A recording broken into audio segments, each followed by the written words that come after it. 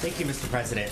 There's a perception that you're letting President Putin get away with interfering in the U.S. election, and that a response that nobody knows about or a look-back review just don't cut it. Are you prepared to call out President Putin by name for ordering this hacking?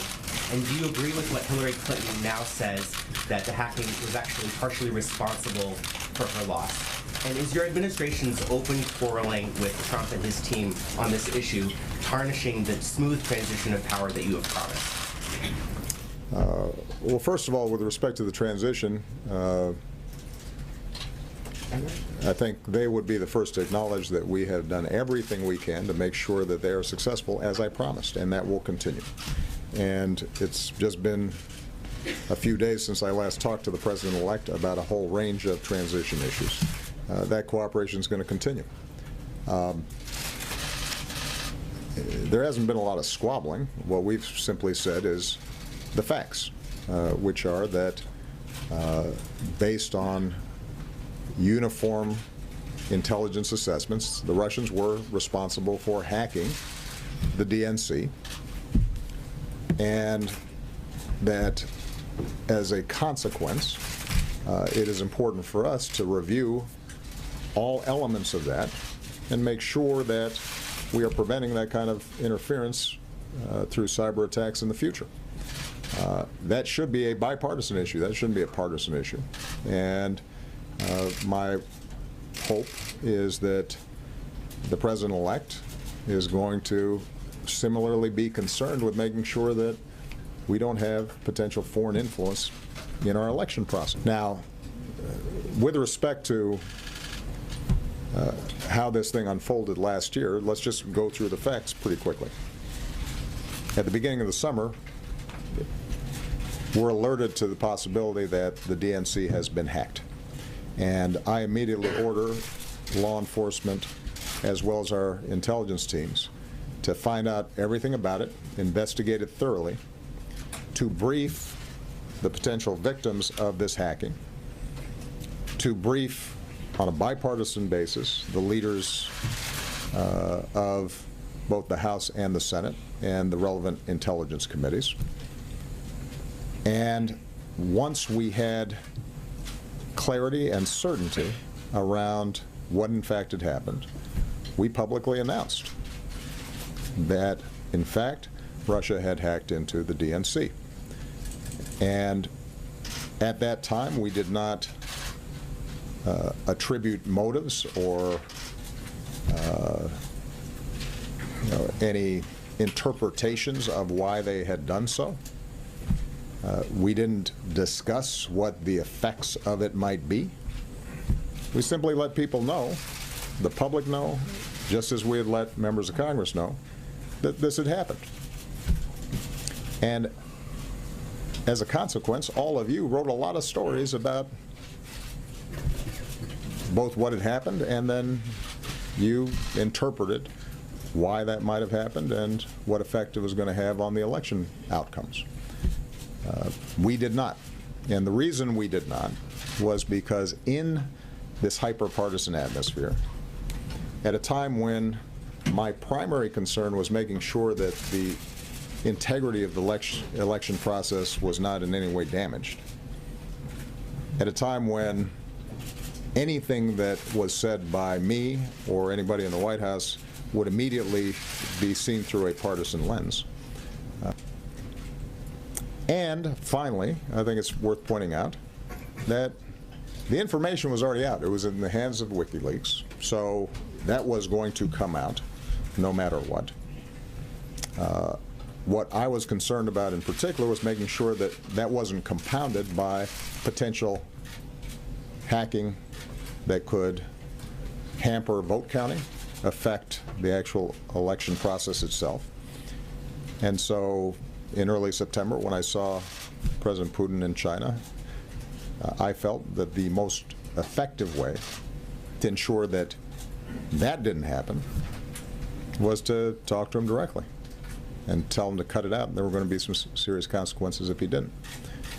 And in fact, we did not see further tampering of the election process, but the leaks through WikiLeaks had already occurred.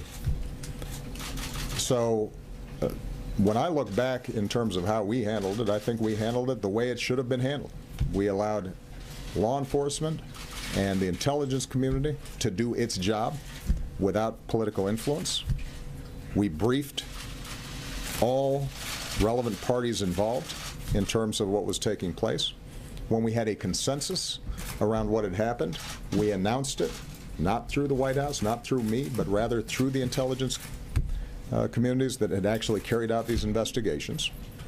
And then we allowed you and the American public to make an assessment as to how to weigh that going into the election. And the truth is that there was nobody here who didn't have some sense of what kind of effect it might have. I'm finding it a little curious that everybody's suddenly acting surprised that this looked like it was disadvantaging Hillary Clinton, because you guys wrote about it every day. Every single leak, about every little juicy tidbit of political gossip. Now, moving forward, I think there are a couple issues that this raises. Number one is just the constant challenge that we are going to have with cybersecurity throughout our economy and throughout our society. We are a digitalized culture, and there is hacking going on every single day.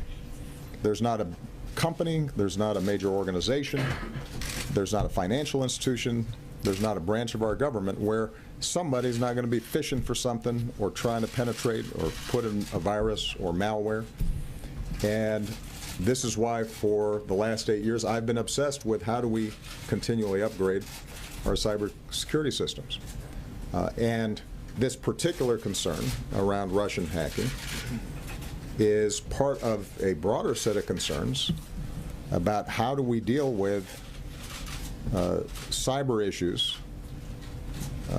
being used in ways that can affect our infrastructure, affect the stability of our financial systems, and affect the integrity of our institutions like our election process.